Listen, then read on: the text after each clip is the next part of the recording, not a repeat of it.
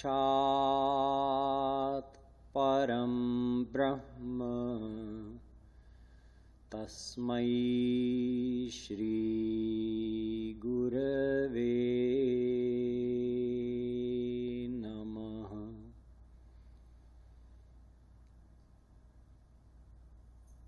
बर्हापीडं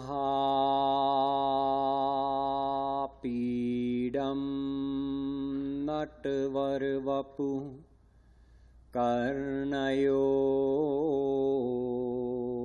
कर्णिकारं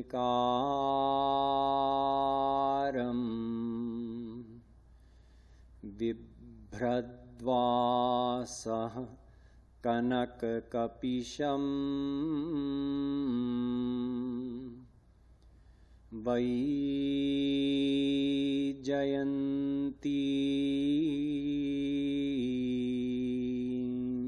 च मालाम्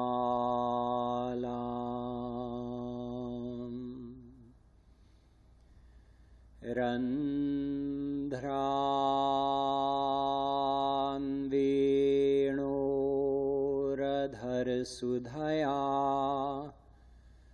पूरयन् गोपवृन्दैर्वृन्दारण्यं स्वपदरमणम्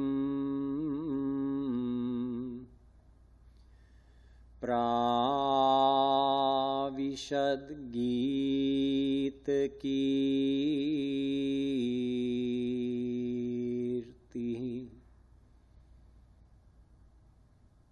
यो ब्रह्माणं विदधाति पूर्वं यो वै वेदांश्च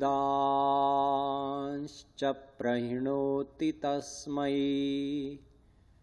तद्ब्रह्म देवमात्मबुद्धिप्रकाशम् मुमुक्षुर्वै शरणमहं प्रपद्ये।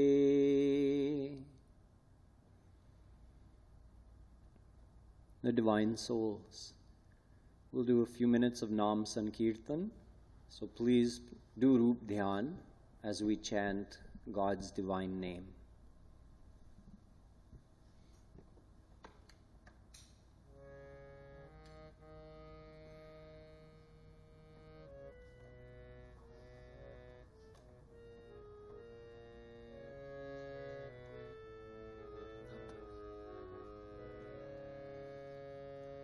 Jai Radhe, Jai Radhe, Radhe, Jai Radhe, Jai Shri Radhe. Jai Radhe, Jai Radhe, Radhe, Jai Radhe, Jai Shri Radhe. Jai Radhe, Jai Radhe, Radhe, Jai Radhe, Jai Shri Radhe.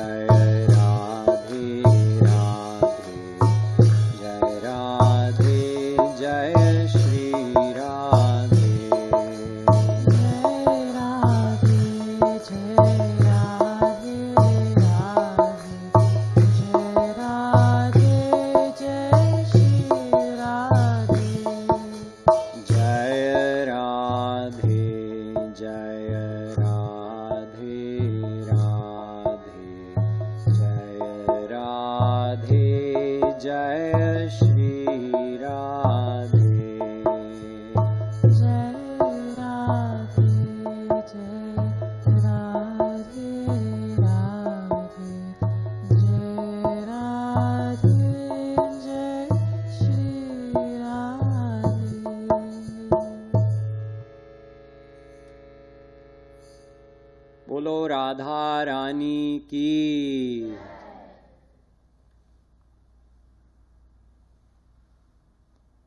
Radhe Radhe, everyone.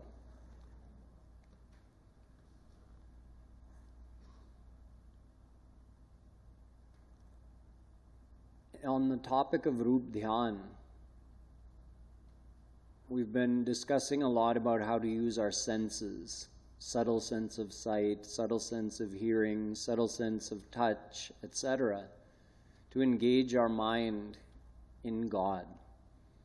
Specifically, to think of the actual form of God and to meditate on being with God and using our five senses to experience that. This is a good start. There's something else that you can add in that will really deepen your meditation. And I touched on it yesterday. I mentioned that having a relationship with God is also part of the meditation, or can be part of the meditation. You see, the goal of bhakti is to attach our mind to God. When we do chintan of something or someone in the world with some kind of feeling of affinity or positive attachment, then it creates an attachment in our mind. Dhyayato vishayan punsa sangasteshu pajayate. Gita. It's explained in this shlok that by repeatedly contemplating on something, and it's understood that that means with emotion behind it. By repeatedly contemplating on something, you create attachment in your mind. We do this naturally in the world, both with positive feelings and with negative feelings. It could be with pratikul chintan, negative feelings, or anukul chintan, positive feelings. Doing positive chintan creates a positive attachment that we call rag, or love. And doing negative chintan creates a negative attachment we call dvesh, which is dislike or enmity or even hate. Both are attachments. Both love and hate are forms of attachment. They're both two sides of the same coin. And they're both created by our own thinking. In the world, this leads to all kinds of other mostly unwanted experiences. Due to rag and dvesh, we experience fear, we experience anger, we experience jealousy, greed. All of these things arise out of rag and dvesh, and they are self-created attachments. This is why we want to attach our mind to God, because naturally attaching the mind to God, or rather attaching the mind to God, naturally reduces this worldly rag and dvesh, which naturally reduces all the other things like anger and jealousy. So how do we attach our mind to God? We have to do positive chintan of God. Very simple. Now, when we do chintan in the world in such a way that it creates an attachment, there's always an emotional force behind it. If you just think of a person with no emotion behind it, it's not going to create an attachment. There has to be an emotion behind it, like, this person embarrassed me. You keep thinking about that negativity, and you build up this negative attachment to that person. Or this person is so nice to me, and you keep thinking that, and you build up this positive attachment. So the emotional force has to be there. Similarly, when we do Roopdhyan, yes, just thinking of the form of God itself is powerful, but when we add some kind of emotion behind it, that quickly creates an attachment in our mind to God. And whereas worldly attachments lead to all kinds of mental distress, attachment to God does the opposite. It leads to the experience of happiness, contentment, security, peace of mind, all of that comes from attaching our mind to God. So attachment is not inherently negative, no. If we attach our mind to God, it's a very positive thing. So to make this attachment deepen more quickly, saints have recommended that we feel or establish some kind of relationship in our heart with God. Shri Krishna took avatar, and all of his leelas, I shouldn't say all, some of his main leelas are recounted in the Bhagavatam as told by Vedavyas. In those leelas, especially when he's in Braj, also when he's in Dwarika and Mathura, he's actually revealing different relationships that souls can have with him. Yesterday I had you do a Vatsalya Bhav meditation where you pictured yourself as the mother or father of Radha or Krishna. That's called Vatsalya Bhav. When Shri Krishna came on the earth, he had a mother and father. Why? God doesn't need a mother and father. I told you his body wasn't even formed in his mother's womb. He wasn't even born from her. Then why did he adopt a mother and father? To show that you can also love me like this. Yashoda and Nanda Baba, they loved Shri Krishna like you all love your own kids, exactly the same way, except this was a divine attachment because they were attached to God. The Gwalbals, Shri Krishna's Sakhas, that's called Sakhya Bhav. Does God need friends? God gives the bliss of Sakhya Bhav to any soul who loves him as a friend.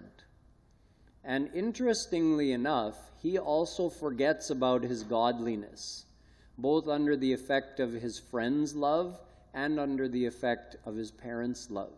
He forgets his godliness, much like the president forgets his big status in front of his parents.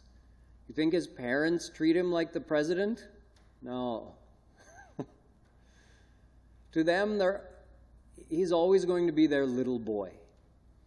So, where there's love and where there's a loving relationship, the power, the divine dignity, all of these things subside. The president is still the president, but he's just not thinking about being the president. Similarly, under the effect of his devotees' love, Shri Krishna even forgets he's God. He doesn't need that godliness when he's with his mother and father, with his friends, or with the gopis who have Madhurya Bhav, where you love God as your beloved, as your soul beloved. So if we want to deepen our meditation, we can adopt one of these forms. You can try different types of relationships in your own mind until you find what works for you. Today, we're going to do a Sakhya Bhav meditation. We'll think of Shri Krishna as our own friend, our best friend. Keep in mind that, we've never met Shri Krishna. We've never gotten the chance to talk to him. But we do know what it feels like to love a friend, to have a friend we trust, we confide in, someone whose companionship we find very pleasing, we like to be around them. So those feelings you have for your best friend, we're going to take those and transfer them to Shri Krishna now in our mind. So go ahead and close your eyes.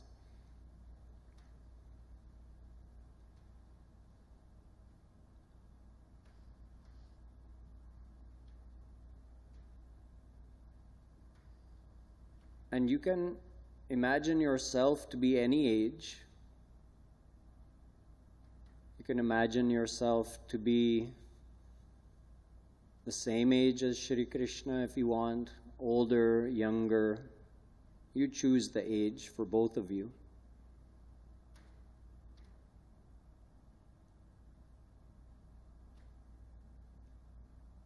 And whether you're currently a man or a woman, should know that soul has no gender. So right now in this meditation, we're all going to imagine ourselves as Gwalbals, Shri Krishna's friends. And try to recall the feelings you have for your best friend. And now see Shri Krishna and feel him to be your best friend. See him in front of you. And just know, this is my best friend, my very best friend in the entire world, better than any other friend I have. He's my divine best friend.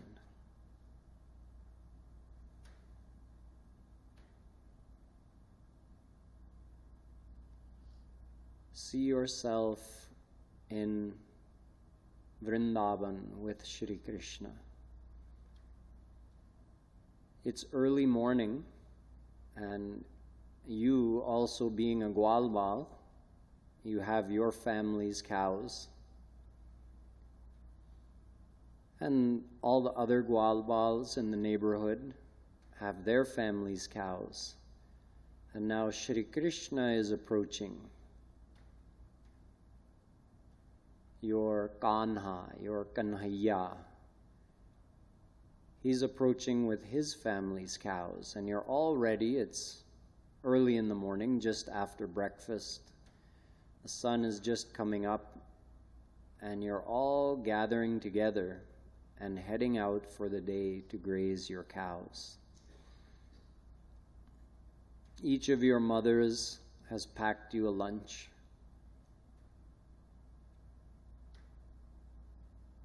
So along with your stick that you have for directing the cows, you also have a little satchel, a cloth satchel that contains the food that your mother has prepared for you today for lunch.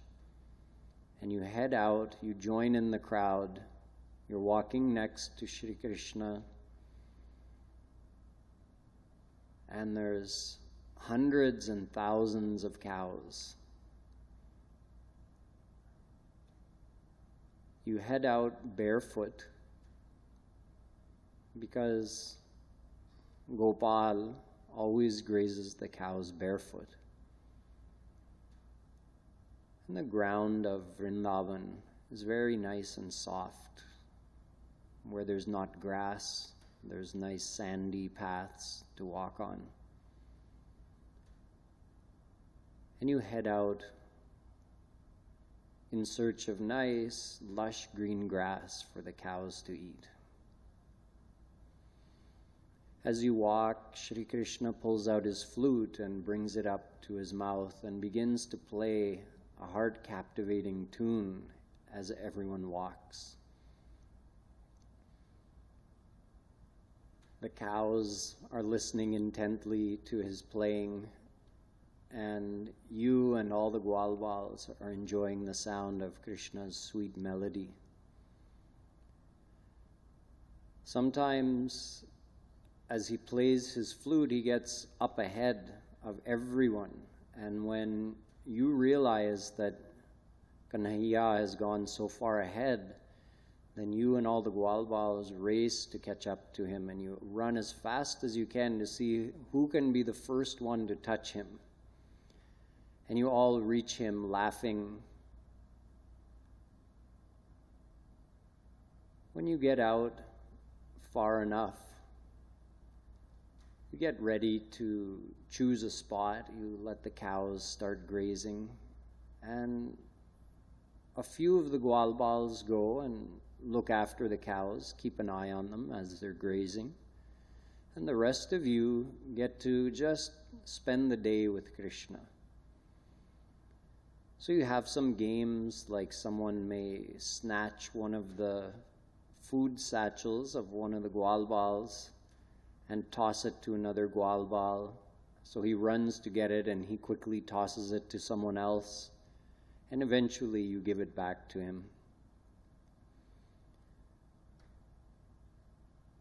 You're all carefree and playful. Sometimes you head down to the water with Krishna and you splash around in the water looking for frogs, imitating the frogs jumping on the riverbank. Or if you find a place with a cliff on the other side of the water, you can yell your name and hear the echo. And you play with that for some time, even arguing with yourself. You spot some monkeys up in the trees, so you and Krishna and a few Gwalbals, you climb up in the trees and swing from branch to branch, just like the monkeys do. You hop back down.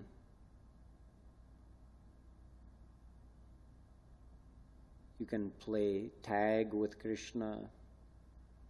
Sometimes Krishna even wrestles with a Gwalbal. In this way, the day passes. Sometimes playing, sometimes joking, laughing, wrestling, sometimes dancing.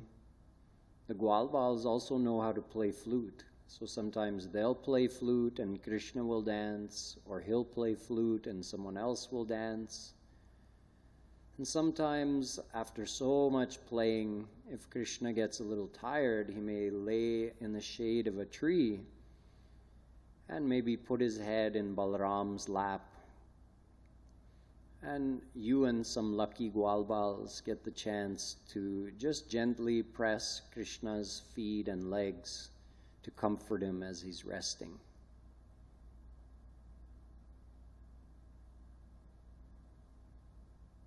When it's time for lunch, everyone sits around Shri Krishna with him in the middle, and all the Gwalbals crowded around him, everyone with their own lunch satchel.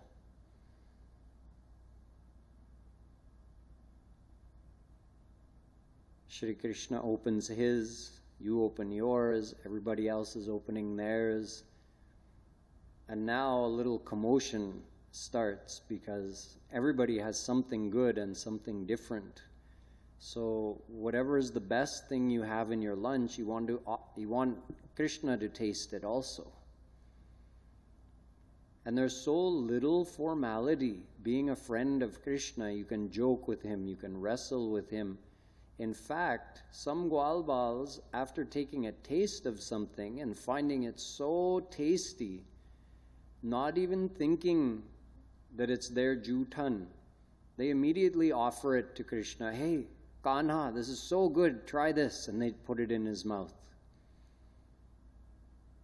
Sometimes one Gwalbal would tease Krishna, like if he has a laddu in his hand and he says, oh boy, this is going to be sweet. And he says, Kanha, open your mouth. And he puts it towards his mouth, and as Krishna is going to close his mouth, he quickly withdraws it and pops it in his own mouth.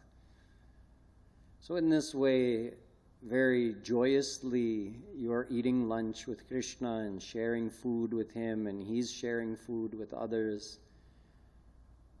And in this way, the day passes, just carefree, playing with Krishna, grazing the cows. And as the sun starts to head towards the western sky, indicating late afternoon, you all gather up the cows and you leisurely start making your way back towards home. As you return home with all the cows walking, the dust settles on Krishna's hair from all the hooves of the cows kicking up the dust. And it looks like his hair is beautifully decorated with the Braj Raj, the holy dust of Braj. And you all reach home, and one by one, peel off, taking your cows with you, and head towards your home. Krishna also enters his home where Mother Yashoda is anxiously waiting for him.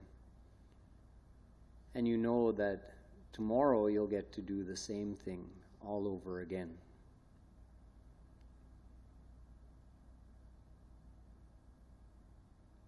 So do a minute of Radhe breathing now, just keeping this image of Shri Krishna as your friend and keeping the feeling of friendship for him in your heart. Just chant Radhe silently in your heart as you breathe. Ra on the inhalation, De on the exhalation.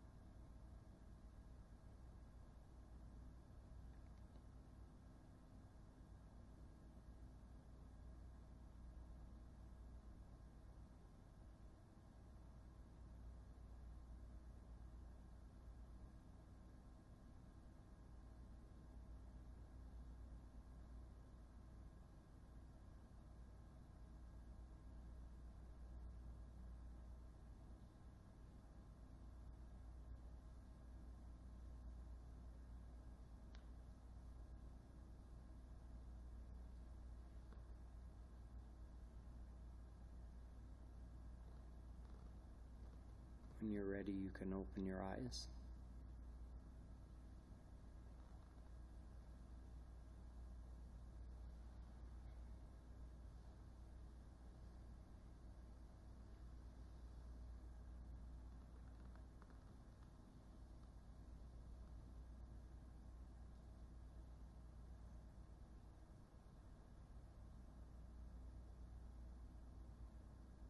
As I keep mentioning, this is all part of the path of bhakti.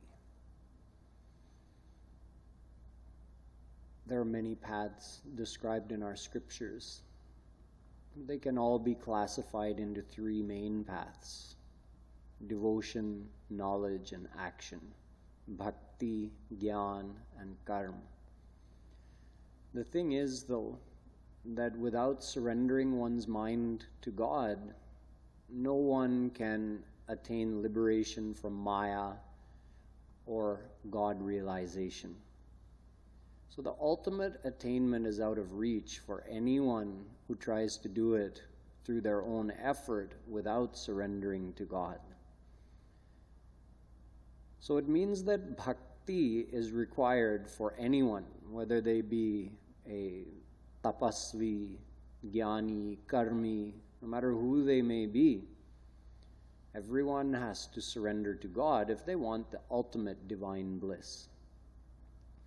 So bhakti is the supreme path. Bhakti can be done in many ways, but 9 ways are foremost. They're most prominently described in our scriptures and accepted by our saints. Shravanam kirtanam Vishnu smaranam padasevanam archanam vandanam dasyam sakhyam-atma-nivedanam. In the Bhagavatam, Prahlad ji is quoted as explaining to his father what Navadha Bhakti is, the 9 ways of doing devotion. Of course, there are many, many more ways, but these 9 have become pramukh. Out of those 9, also in the Bhagavatam, we find a primary emphasis on 3 of those 9. Where King Parikshit is asking Shukdev ji that, I'm going to die in 7 days. So how should a dying man use his final time that he has on this earth? And he added one more part to the question. He said, and also tell me, how can someone whose perhaps their death is not imminent, how should they use their time? So Shukadev ji said, Tasmat sarvatmana rajan harihi sarvatra sarvada shrotavya kirtitavyascha smartavyo bhagavan nrinam. He mentions 3 of the 9 types of bhakti: Kirtan, Shravan, and Smaran. He said, do this all the time. Shri Krishna is the soul of your soul. He is Bhagwan. So no matter where you are, what time of day it is, all the time, every place, do Shravan, Kirtan, Smaran. Shravan is what you're doing right now. You're listening to talks about God. So that could either be philosophy or it could be a leela. If you're listening to it, it's called Shravan. If you're chanting God's name or you're the one doing the talking about God, it's called Kirtan. So right now I'm doing Kirtan, you're doing Shravan. If we're all chanting God's name, then we're all doing Kirtan. And the third one, Smaran. Smaran means to remember, similar to Chintan. You hold someone in your heart. So these are the 3 main forms of bhakti that are emphasized in the Bhagavatam. Shravan, Kirtan, Smaran. Out of those 3, however, only one is most important. Vedavyasji, the one who wrote the Bhagavatam and all the other Puranas, and also reproduced the Vedas. He's also the author of the Vedanta Sutra, Brahma Sutra. He says, Alodya sarva shastrani vicharya cha punah punah idamekam sunishpannam dhyeyo narayano hari. He says, I wanted to know what was the essence of all of these scriptures. So I did manthan. I churned those scriptures by reading them and contemplating on them again and again. And the cream, the best thing, rose to the top. One thing only rose to the top. And that is, he said, dhyeyaha. Dhyeyaha means dhyan. To meditate on Shri Krishna. Dhyeyo Narayano Hari. Meditate on Shri Hari. That is the essence of everything. Another great personality, Vedavyasji himself is an avatar of Bhagwan. Brahma, another divine personality and the knower of all the scriptures. He said one time that I'm going to find out what is the essence of all of this knowledge of the scriptures of Sanatan Dharma, all the Vedic scriptures. So he went through everything 3 times. Bhagavan brahmakartsnena triran vikshya manishaya tadadhyavasyat kutastho ratiratmanyato bhavet. He also refers to Shri Krishna as the soul of your soul. And he says, I pored through the scriptures 3 times. And the number one thing that I found of most importance is whatever increases your love for Shri Krishna. Therefore, remember him all the time. Keep him in your mind. Do smaran of him. So smarana bhakti is prime. That's the most important thing. I've mentioned before that the whole point of the spiritual path is to purify the mind. The only thing that will purify the mind has to be something that engages the mind, right? Will activity of your hands purify your mind? Will activity of your mouth or your voice purify your mind? Will activity of your ears purify your mind? No. So smaran is main. In other words, Roopdhyan is main. Roopdhyan is the practical way of doing smaran. How, if I tell you to do smaran of God, what will you do? You'll picture Him in your mind. You have to do that. Otherwise, you're not thinking of God. So Roopdhyan is the way of engaging the mind in smaran. The other types of bhakti are helpers. That's their main use, is that they're helpers in doing Roopdhyan. They help us do smaran. We do kirtan because God's name also has power. Yesterday I explained that God's divine abode is just the expansion of His own self.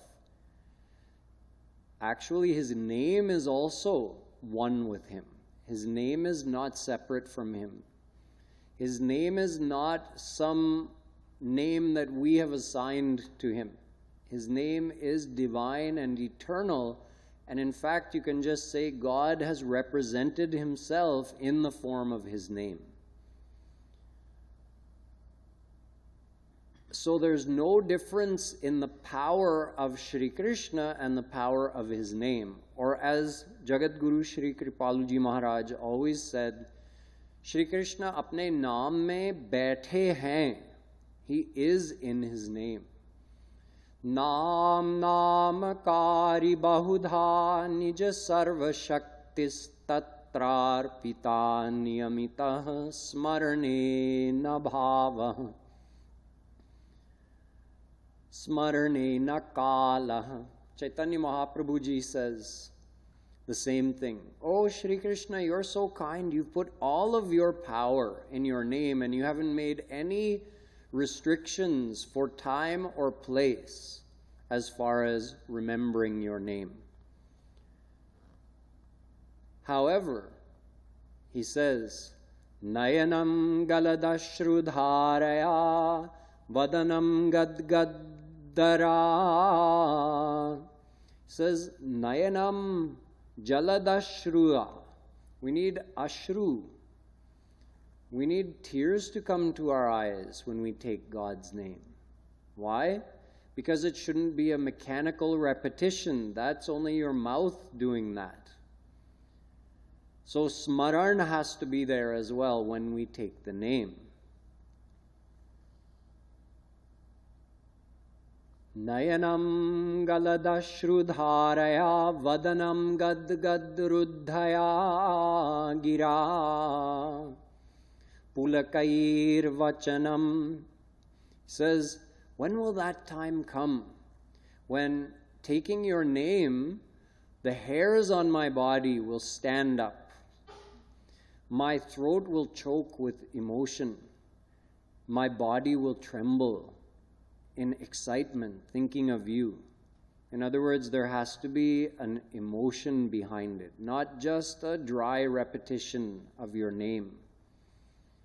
So smaran has to be there. That's the point I'm making. Kirtan is powerful. It's God's divine name. But doing kirtan without smaran is not really taking God's name. We have to be thinking of Him while we chant His name. Whose name is it? Think of that one. But kirtan is a powerful helper. While when we add kirtan, most people find that it deepens their meditation. It makes their mind less likely to wander, and it enhances the feelings of bhav that they're getting while doing smaran. So Shravan and Kirtan are in that top three forms of bhakti. But smaran is supreme. So Roopdhyan is supreme, and then Shravan and Kirtan are there to help. You listen to God's leelas, you listen to philosophy about God to help you remember Him. You do Kirtan to help you remember Him. So always remember that smaran is main, and all other forms of bhakti, they can be used to help you with your smaran, but never think that any other form of bhakti has prime importance, that if you're doing this, you're good. Like, oh, I do arti every morning.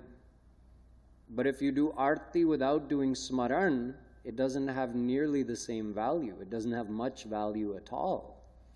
Smaran has to be there, then do any other kind of bhakti that you want to. But Smaran should be main. So that's the topic that I want to address with you today, giving you the perspective of how Roopdhyan is a part of the path of bhakti, and it's in fact the prime part of the path of bhakti, and other types of bhakti are helpers for us. And I also explained to you the power of God's name and how that can help us in meditation. So does anyone have any questions about this today? About the meditations we've been doing, about the philosophy behind it, about bhakti, the path to God, any of these things? Here, Madhav. Radhe Radhe, Prabhuji. Sri Bhagavatam, I don't find any name of Radha, though it is a Leela of Krishna, very well explained by our saints. But I don't find any name of Radha. And Srimad Bhagavad written by this. You should actually listen. Do you know how to use YouTube? Listen. I've read Radha. Aap suniye na? Do you know how to use YouTube? YouTube use karna aata hai? Yes. So go on YouTube, search for Kripaluji Maharaj Radha Tattva. It's there in two parts, 2 30-minute speeches. The second part, he spends 30 minutes giving all the examples where Radha is mentioned in the Bhagavatam. So we don't have time for me to go into all of that tonight. She is mentioned in the Bhagavatam, but she's mentioned in a slightly hidden way, but it's still obvious to someone who knows. So please do go and listen to those lectures. They're amazing lectures describing who is Radha, and he gives probably hundreds of quotations, not just from Bhagavatam, but from Vedas, Puranas, Narad Pancharatra, lots of quotations. Thank you. And the second is, Sri Hanuman did Seva Bhakti with the Rama. So Seva Bhakti is one of the part of your Dhyan Bhakti, yes, or Roop Bhakti? Yes. So there are actually 5 bhav. There's Shant bhav, Dasya bhav, Sakhya bhav, Vatsalya bhav, Madhuri bhav. So Shant bhav means you think of God as your king or queen. That's the most distant relationship. Then the next closer is Dasya bhav. You think of yourself as the servant and he's your master. The next closer is Sakhya bhav, your friends. The next closer is Vatsalya bhav, you're the parent and he's your child. And the closest is Madhuri bhav. So you can choose any of those 5 actually. Whatever appeals to you, whatever you find easy. Yes. Radhe Radhe. Radhe Radhe. I have tried different types of dhyan, but unfortunately what we possess, the mind, is faster than the speed of the light. I am doing dhyan here and my mind is in India. How to control the mind? That's actually the main topic I'm going to address tomorrow, but I'll give you a little something to go on tonight. See, the first thing to understand is that we shouldn't expect to be able to control our mind right now, because we're beginners. The reason our mind wanders is that it's attached in the world. So whatever it's attached to, that's where it wanders. And we've done a lot of work creating those attachments. We've done a lot of chintan of all the things. That's how we became attached to them. So our mind is naturally drawn towards them. What we're doing now is working to build an attachment in God. When that attachment becomes big enough, then our mind will naturally gravitate towards God, and we'll think, oh, it's so easy. I close my eyes and I'm just thinking of Krishna, no fight, no problem. But to get to that point, we have to work. So that's the first thing, is we shouldn't expect perfection in the beginning. We're beginners, so we have to work to get to that point of siddhi, where our mind is just naturally attached to God. We'll discuss more tomorrow. You had a question?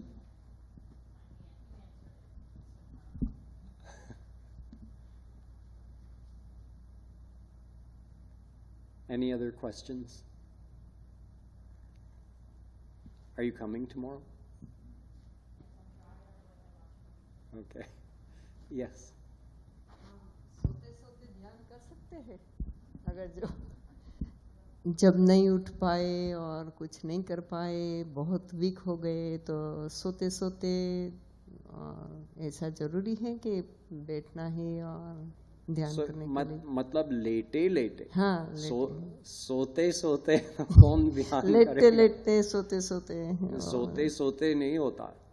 नहीं, लेटे लेटे हाँ हाँ। You have to be conscious in order to meditate.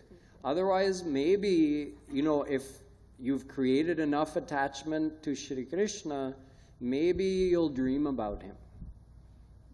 That's a good sign. But when we're asleep, we're not actively thinking of something, right? So it's not the same as being conscious and consciously attaching our mind to Shri Krishna. But if there's something wrong with you physically and you have to lie down, you could do this Roopdhyan meditation lying down, no problem. It's just harder to keep from falling asleep. That's the only thing. Which one of us is not tired? We're always tired, right? So as soon as we lie down, we feel like sleeping, and then you add in that we're getting extra relaxed because we're meditating and we feel good. Naturally, we're going to fall asleep. Any other questions?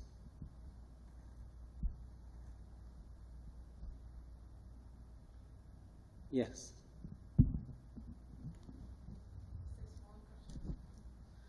In today's meditation, I couldn't visualize when you are telling me how did Sri Krishna collect all his cowherds.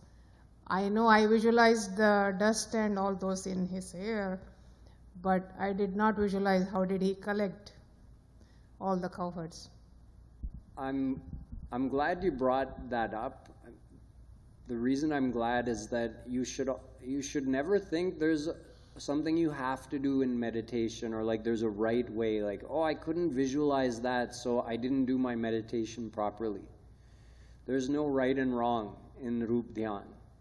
But if you're asking, what was his routine, then how it's described in Bhagavatam was that Shri Krishna would grab his cows. He might not be the first one in the crowd. Depending what direction they were going, the Gwalbals would start emerging from their house with their cows and heading in a certain direction. And then whoever's house they would pass, that Gwalbal would also come out and join in the crowd. So when they passed Krishna's house, he and Balaram would come out and join in the crowd. Is that what you're asking? Like, what was the logistics? What did he use, or how did he commanded the other group to join? I think I missed right there. Well, actually each boy would be responsible for their own family's cows. But then they would basically join them all in. Once the cows join the herd, then they're all just walking in the same direction.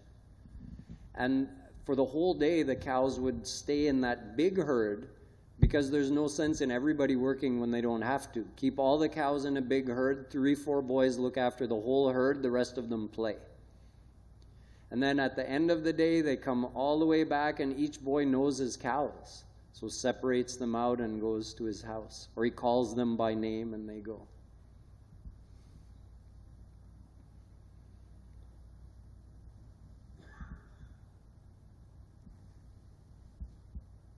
And Kripaluji Maharaj tells that Krishna was only 5 when he started grazing the cows, because Gargacharya, the family's Purohit, he said that, this is the auspicious time, even though he's technically too small to be grazing the cows, this is the right time. It happened on Gopashtami day, 8 days after Diwali, when Shri Krishna was 5 years old. So since he was too small, his mother was kind of hesitant, but she used to make him promise every day, you don't herd the cows, okay? You let your Dau Bhaiya do that, Balram and the big boys, and you just play, okay? So for the first couple years, Krishna never did any work when he was out with the Gwalbals. He only played and let them do all the work. But then after a few years of this, Krishna was getting bigger, so then the Gwalbals started saying, hey, what's going on here? We're always doing all the work, and you never do anything? We let you get away with it because Balaram is your big brother, but sometime you're going to have to do some work. And there's this Leela Pad that Sri Maharaji wrote on, which was a Leela, he said, happened on Gopashtami a few years after Krishna had started grazing the cows, where all the Gwalbals got together and they said, today you're herding the cows and we're going to play. And he said, Ye kya baat hai ji? He got this attitude like, what's the big idea here? I've been playing every day. All of a sudden, they're going to try to make me work. So the Gwalbals, they were saying, kind of fed up, like, what do we look like, your father's servant? Just because you're the son of the chief of the village doesn't mean we're going to serve you. You're our friend. We're all equals here. So enough is enough. Take your cows and go and graze them. So lots of leelas happen like this. The Gwalbals didn't think of Krishna as God. If they did, how could they have treated him like this? But as I said, in that love, the Gwalbals forget about his godliness, and he also forgets about his godliness. So that day, Krishna had to graze his own cows, and he started grazing the cows from that day forward. So we'll do a little bit of kirtan now, and you're welcome to adopt any of the relationships with Krishna that you want. You can think of him as your child. You can think of him as one of your friends or your best friend. You can think of him as your master. If you want to serve him, you can be his servant. You can even be his beloved. You could love him with Madhuri Bhav. So in your mind, adopt one of these loving styles of attaching your mind to Krishna, and we'll do some chanting along with it.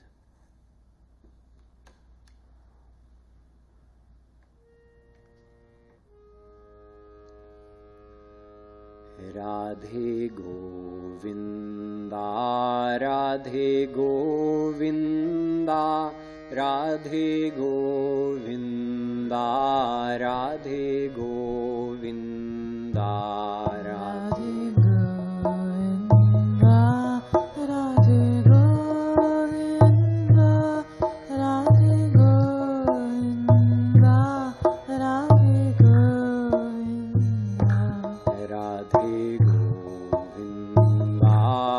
Radhe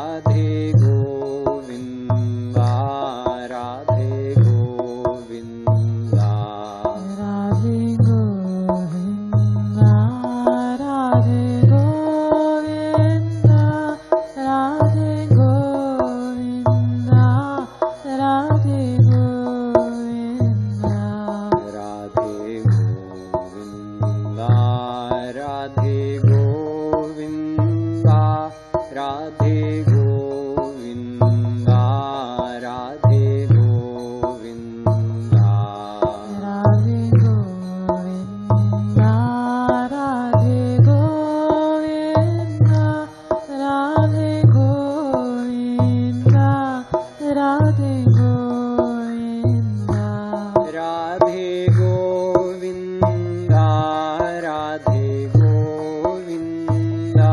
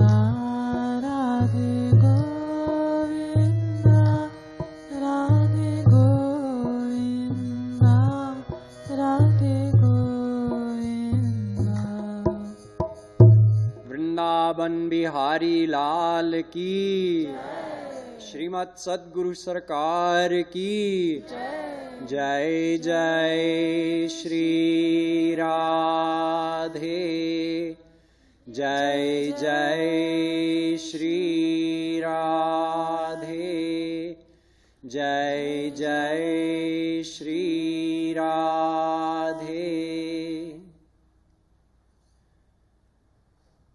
Tomorrow will be the final day in this Roopdhyan series. Tomorrow I'll talk about both how to control the mind and why the mind is difficult to control, and also how to bring this experience of meditation, how to have it incorporated into the rest of your day as well, because that's also important. It's not just about thinking of God for a limited period of time at one time in the day. We want to think of God as much as possible throughout the day. That's also part of our sadhana. So I'll address that tomorrow as well. Jai Shri Radhe.